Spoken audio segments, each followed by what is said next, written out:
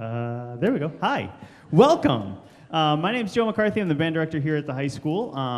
Thank you for coming out and enjoying your evening with us. I promise we'll get out before the Celtics start, so we'll be good. Thank you for coming out. This is our Nashoba Symphonic Band. It's made up of students, adults, community members, staff members, faculty members, parents, kids, all of the above. And it's really a group that's great for our program, one, because it gets our kids playing next to professionals, semi-professionals, and people that are just better than them, which makes them better in turn, which makes our program better. So we're also one of the only groups in the state that exist in the way that we do, which is affiliated with a school. So we're really fortunate for that, especially because of our administration here in the district that supports the group. So before we start, I just want to throw a quick shout out to them as a huge thank you. And then also a huge thank you to all of our custodians and our other faculty members here that help us set up and break down every week. So thank you to all of them. And that's really all I have to say this evening. So welcome, thank you for coming out, and please welcome the Nashoba Symphonic Band under the direction of Mr. David Bailey. We will begin this evening with the national anthem.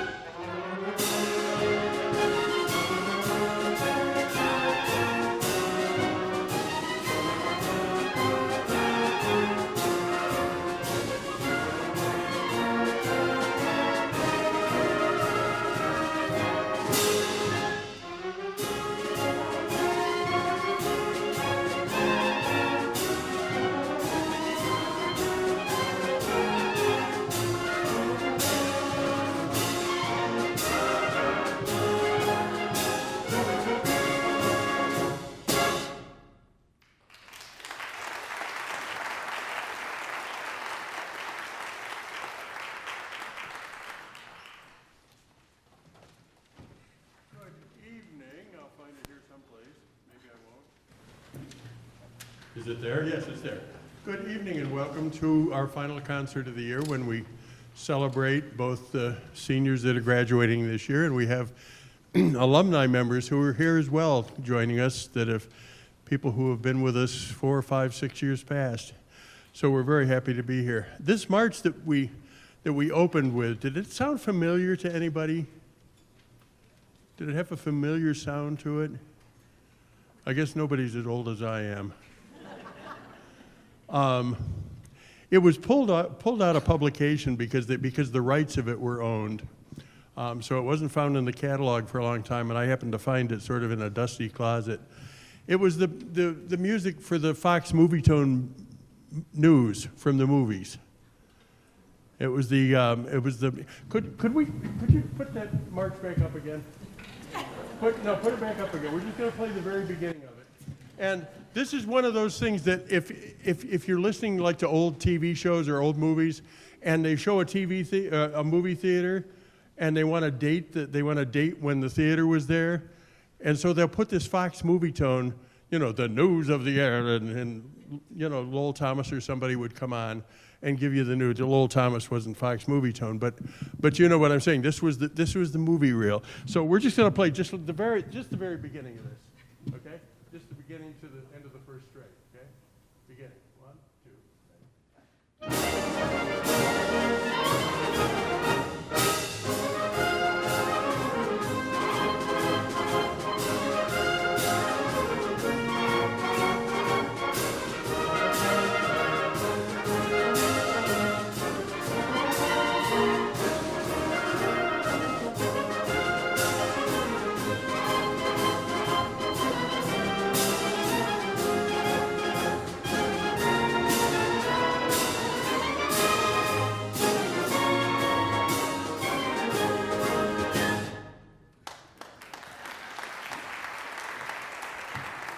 Recognizes it. Yeah, I see a few hands then, because it's one of those pieces of music that just sort of dates things, and you're never quite sure what it is. But I happened to accidentally find it, and there it is, and you'll never hear it again. All right, so I like it, and everybody else in the band going, "Are we done with this march yet?" Anyway, we're going to move on to that's sort of fun, but. The piece that we're about to play is a suite of music by Gustav Holst, the British composer. And this piece of music is probably musically the most significant piece ever written for a concert band, because it was the first piece to seriously consider the band as a viable performance medium.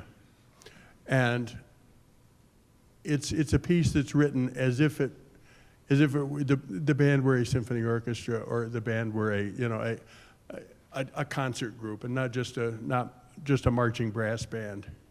And this is a wonderful piece, and if you listen through the same themes go through all 3 movements.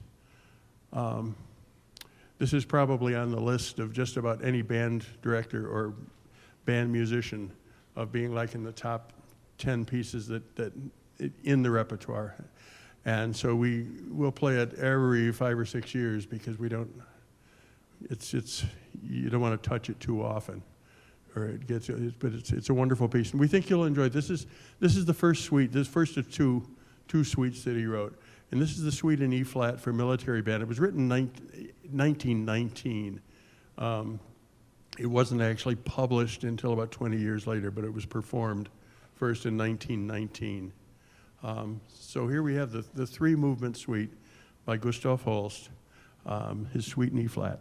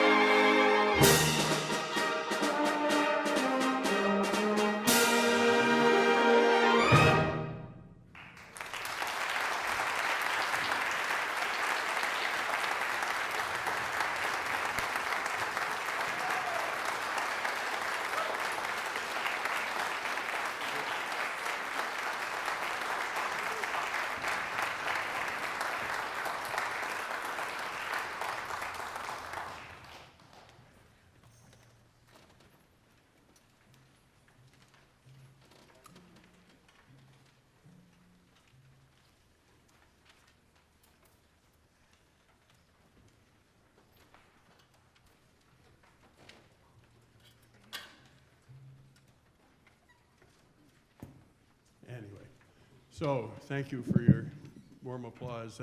It's a wonderful piece, and we enjoy playing it, and it's just a spectacular piece of music.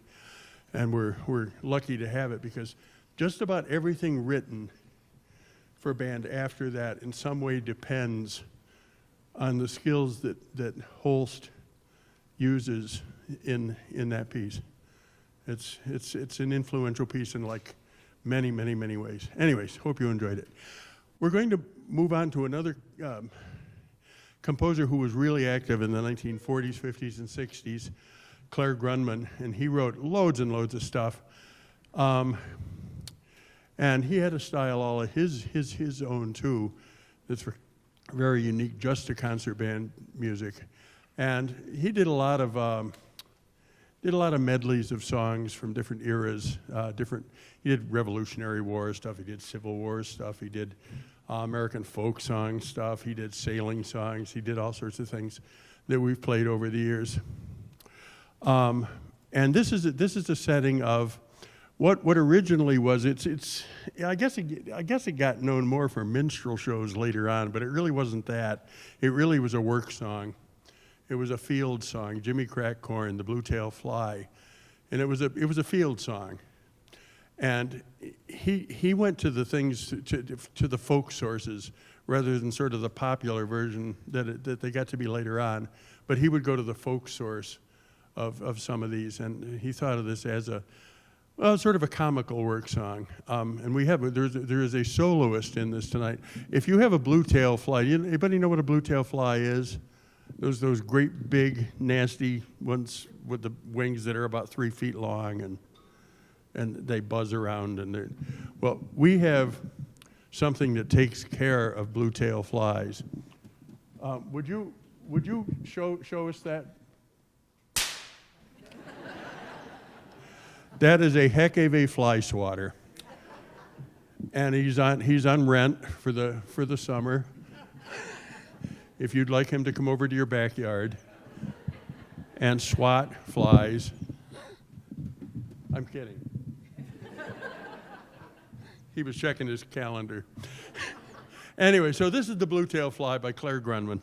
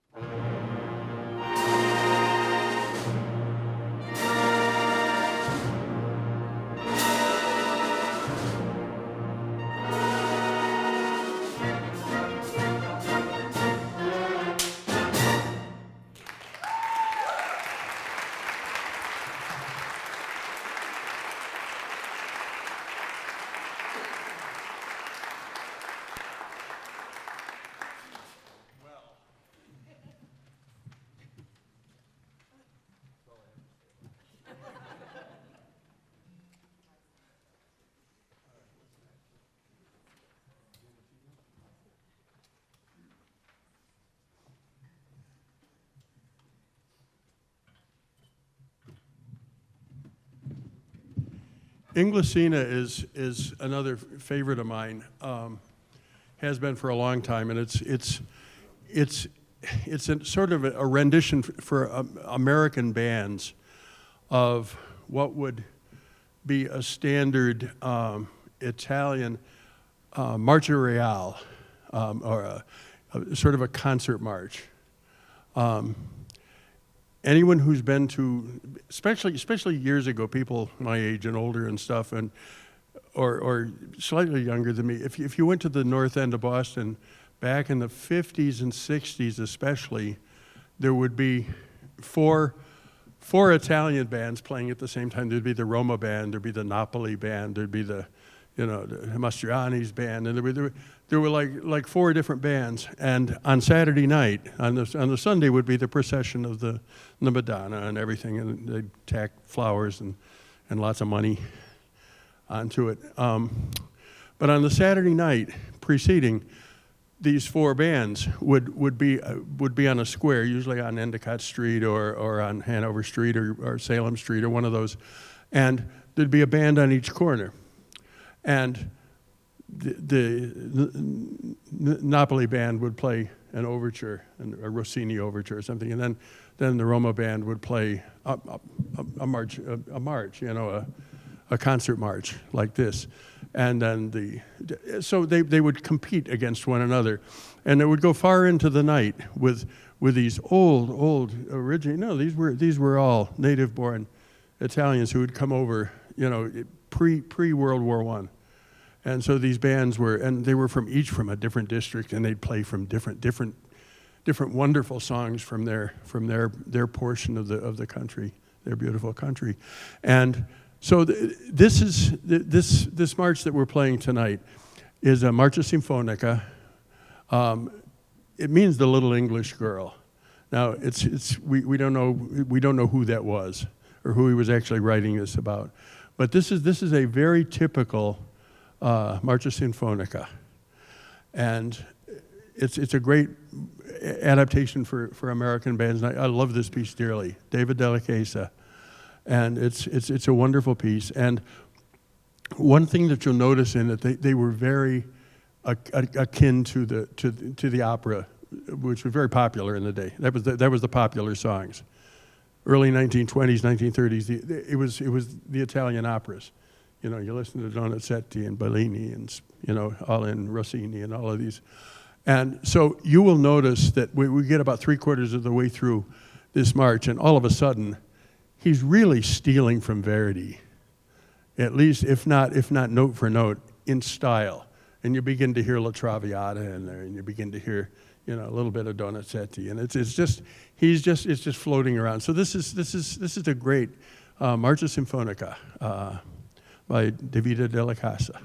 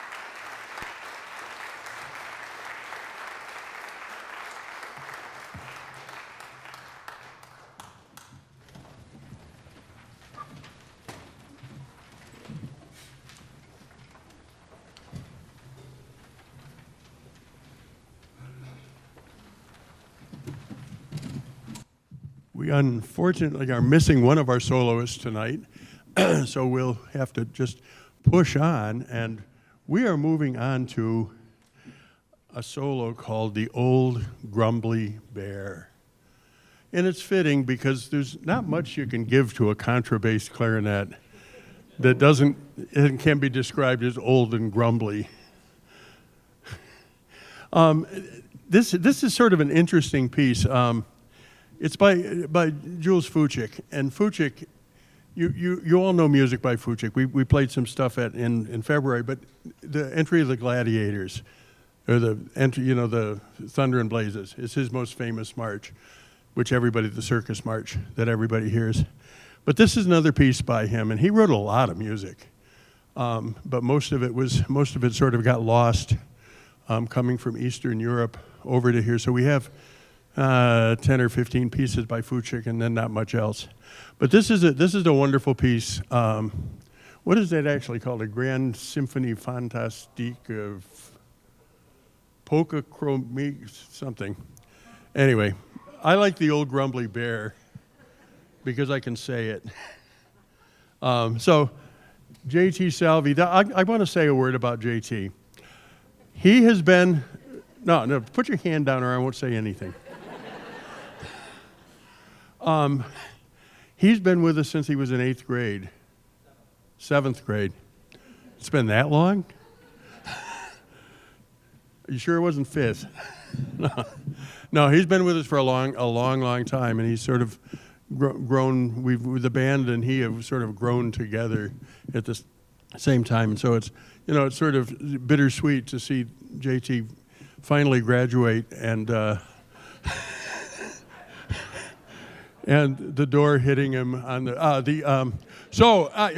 JT. It is with a great deal of pleasure that it really has been an awful lot of fun, and we've had an awful lot of fun together, and he has been with the band since he was short and was playing a smaller clarinet. The bass clarinet. But anyway, so tonight he's going to delight us and amaze us and amuse us with Jules Fučík's The Old Grumbly Bear, or The Grumbly Old Bear. The bear who is old and grumbly.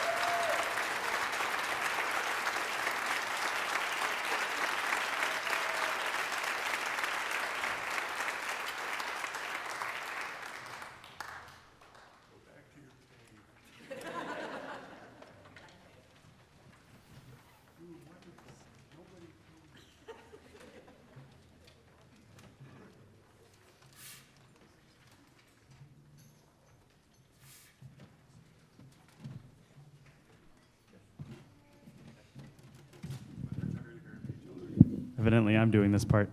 This is a fun concert for us because we both get to recognize our outgoing seniors as well as we welcome back all of our graduated seniors. So I want to take a second before we recognize our current seniors and just ask any of the band members who are returning alumni to please stand so we can all thank you for coming back.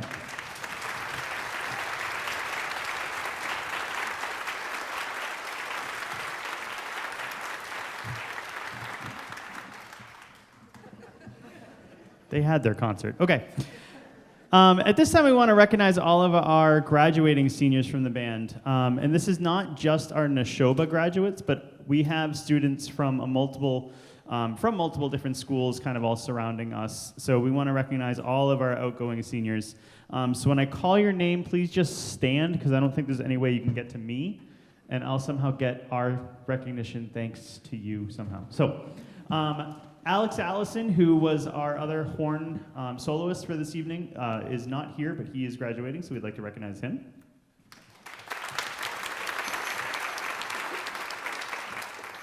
Charlie Canton.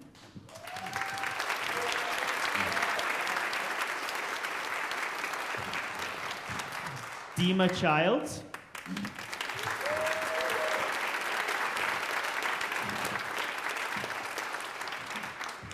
Jordan Garrity.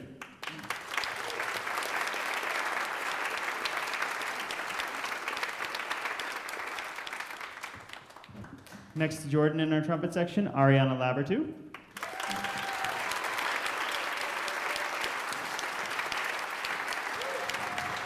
Back in percussion, Adam Nays.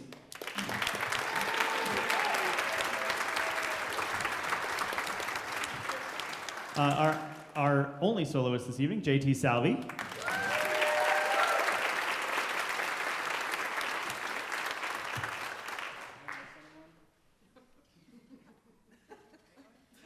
Cool.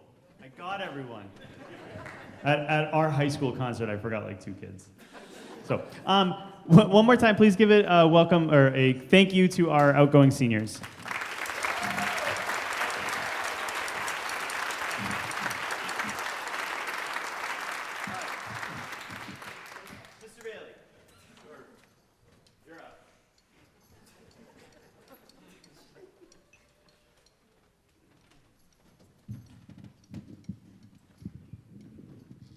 I'd like to add just a couple of thanks before we play our final piece tonight. There's 2 people I want to thank. There's a person here that I wouldn't have been able to do anything without this year, and that certainly is Adam Nays, who is my equipment manager. Are you listening this time, Adam?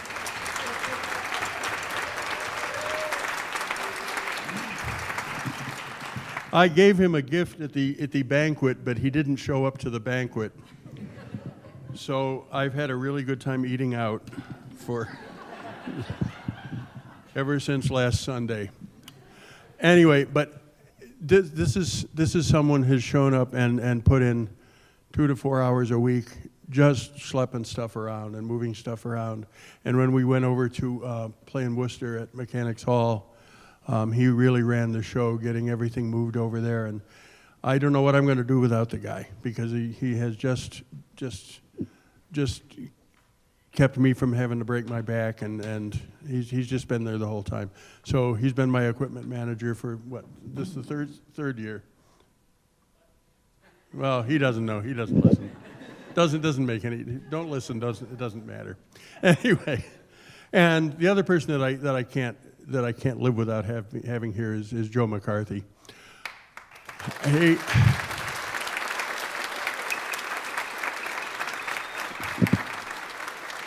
From the very beginning, from the band's inception, 7 summers ago or 6 summers ago or whenever it was, until now, he's always been there and always been encouraging, and always says, we can really make this into something special. And it's from the first night that we rehearsed, when we expected maybe 35 people, and it was 80, and it's just grown from there. And it's in no small way to the way that Joe has been behind this whole program and pushing it, not only in the community but with the administration and with other people in the faculty, and been behind me the whole time. There's not enough good things I can say about him. He's a good friend and a hard worker, and I appreciate his work very, very much. So that's all I've got to say about that.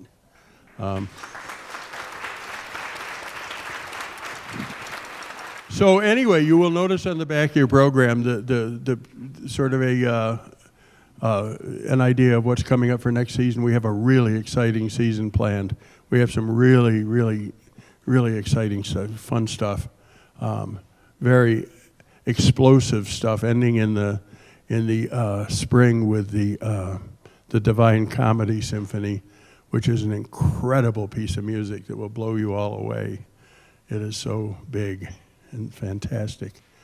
And we have in the fall the Giannini Symphony, which was specifically written for band, and it's just so good and exciting and electric. So we hope you'll be here and follow us. We'll keep you posted on when everything's going to be. So we're going to go on now, and we're going to finish with a piece that's a favorite of mine by John Barnes Chance. And John Barnes Chance was a composer in the 60s. Who was well on his way to being probably one of the most influential composers of the 50s, 60s, and 70s, but his untimely death sort of took an accident that took him away from us before he was really done with stuff. But this piece is one of his first ones, called Incantation and Dance, and it features our percussion section, and we think you're going to enjoy this because we sure like it. And the other thing that it includes, and this is no mere coincidence, that we had a fly swatter in the blue-tailed fly, and in this piece we have indeed a giant fly swatter. But it's not really a fly swatter in this. It's a whip for flies. Anyway, so Incantation and Dance by John Barnes Chance.